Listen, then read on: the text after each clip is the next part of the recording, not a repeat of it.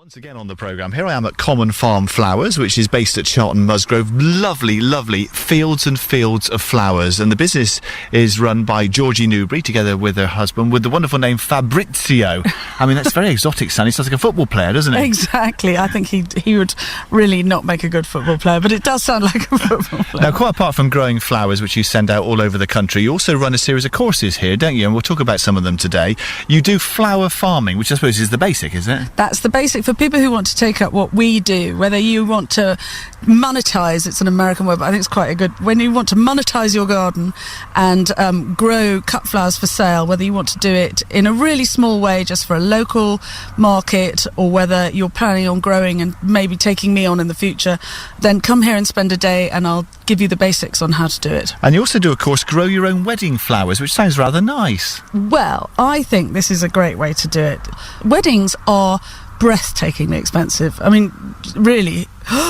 And when I sit down and work out prices for wedding flowers for us to do them, they do come out really expensive because you've got days of work, you've grown everything, you've got the travel, the delivery, you've got to create all the flowers. It's an expensive business, so it's a fair price that people pay. But I think lots of people would like to try and save a bit of money, and if they've got a bit of garden or a bit of an allotment, they can grow their own, save themselves a fortune. Another one is Grow Your Own Flower Patch, which I suppose just widens out the varieties. Yes, and that's for people who aren't really looking to make a living out of it, but would like to have a really good, productive cut flower patch in their garden because they don't like spending a fortune buying cut flowers that come in from Venezuela. And one of your interesting courses to me is Posey Tying.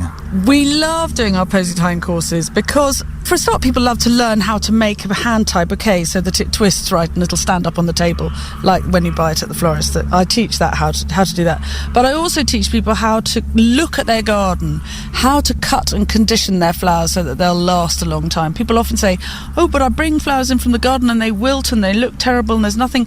What I do is teach you how to make the most of what you've got in your garden with your garden flowers.